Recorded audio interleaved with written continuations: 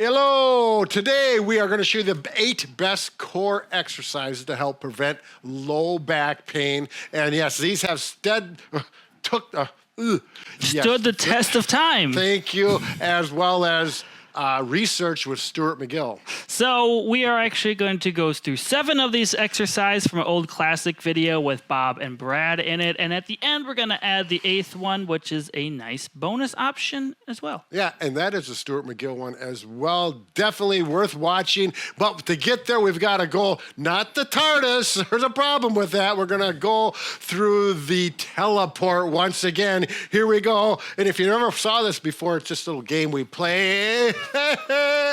Hey, oop. Bob and Brad, the 2 most famous physical therapists on the internet. Okay, so we're talking about the 3 concepts. I kind of got people interested in that. I'm sure everyone's just salivating to find out what they are. The first one is maintain range of motion throughout your spine. In other words, the spine has joints between each vertebrae, 2 joints, facet joints, all the way up and down your spine. We have to keep those moving. And if they're the maintain motion, it's going to maintain health of the spine. So we want to have normal range of motion. That means you can bend over, touch there. You can bend backwards. We don't want you doing that. You can rotate. Yeah, we don't want you bending over like that without as an exercise. Right, but we're going to show you a different way of doing it. Right, but you know the whole idea is we need motion. Yeah. And the next one is a neutral spine. Now this is something we're going to get into and we'll show you, but there's a certain position that particularly your lumbar spine needs to be in to maintain the discs and the facets in a good, strong, healthy position. And the third thing is core strengthening. A lot of people have an idea that core strengthening means stomach or abdominals, which is true, but your core muscles are around your whole trunk area. So the core abdominal muscles, the extensor muscles in the back, you got obliques, and we want to work on all of those. Latissimus dorsi goes into that. There you go. The buttock goes up in the gluteus maximus goes up into that area. So let's go through the first one. This is one. Now these first 3 are to maintain range of motion. Now you can do this one in your bed. Working on the floor, carpeted floor, probably works best for all these, but you can do them on your bed. You know, if you have a hard time with the knees or you have an injury or you're elderly and you're not safe getting down to the floor, do them on your bed, that's fine. Here we go. This one, hook line rotation, I call it. You bring your feet together, your knees together gently. You can have a pillow under your head to be more comfortable. And you're just going to rotate. Oh, thank you, Bob. Now I know he cares. There we go. And we're just going to rotate back and forth. Notice my shoulders stay glued to the floor, and my hips come off. One hip comes up here, and that's where you get the rotation element of the range of motion. Rotation of the spine. Oh. This is a great one that almost everybody can do. This is one that we have the elderly do. I have people that are in severe back pain. If it hurts going in one direction, don't do that direction to start off with. Just work it the other way. So if it hurts going to the left like this, Brad, don't do that. Just go to the right for a while. There you go. And you can even do a little bit of stretch on the end, can't you? Yep, you can get over and really stretch if you want to get Bring your leg over. Stretch over there. Yep, there you go. So kind of like a little dancing kick there, isn't it? Yeah. A little dancing. Dun, dun, dun, dun. Well, okay, next one, Brad. Bob. All right, the next one is double knees to chest. You know, particularly if you've got stenosis, this is a good exercise for that. You know, bring your knees up to here. You can grab here and stretch with your hand. If it really bothers you to bring both up at the same, you could bring one up at first and then bring the other one up to follow. Right. So you could go up, hold that one there, and then bring the other one up. Like that.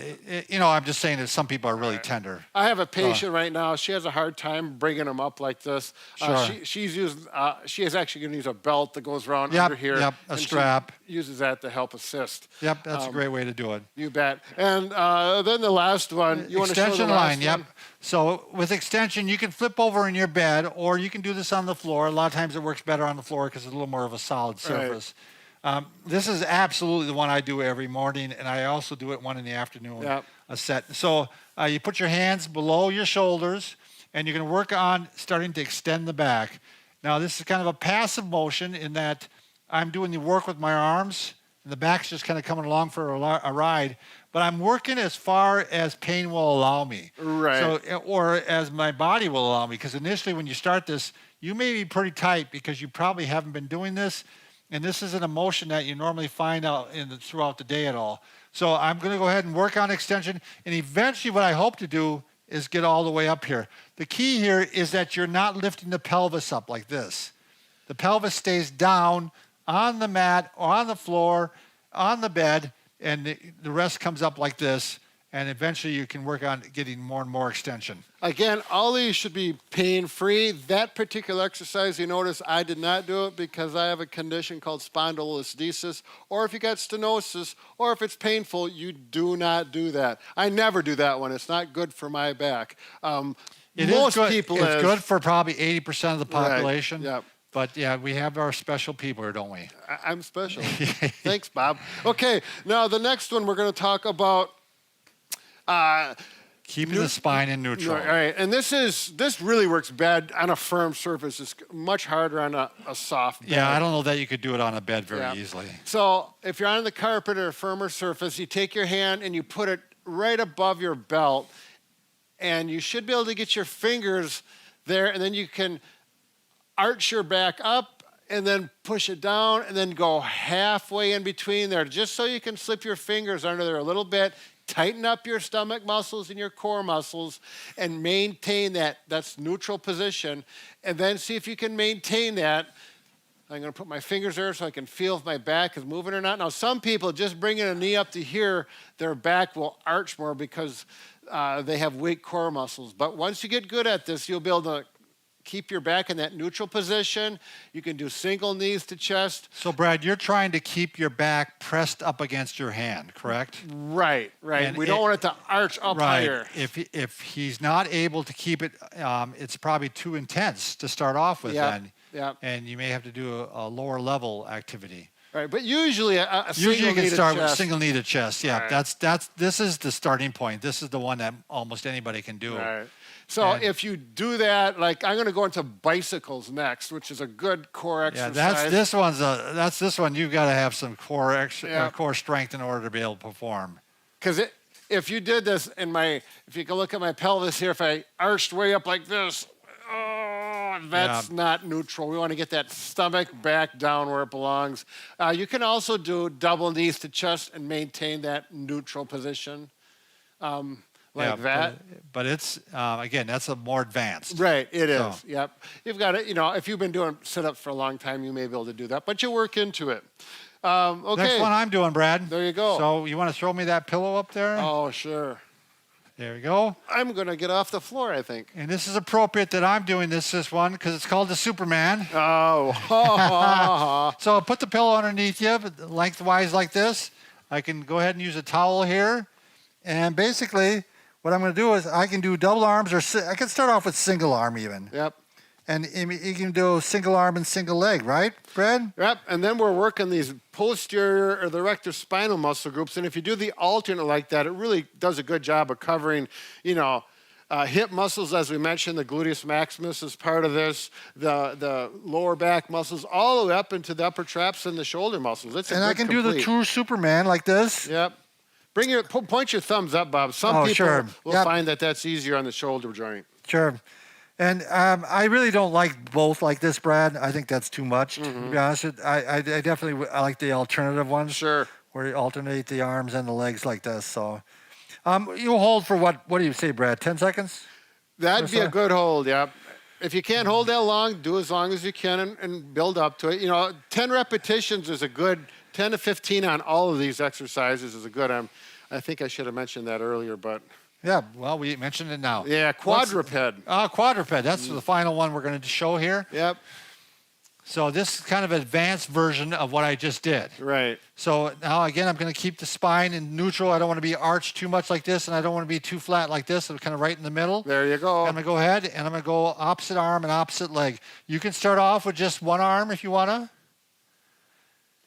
And you can start off with just one leg if you want to. And then eventually work up to it. This takes a little bit of, I make it look easy because I'm talented. but it's actually quite difficult to do. Right, Bob. No, he brings up a good point. But you're really working core muscles on this more than you think to maintain that neutral spine.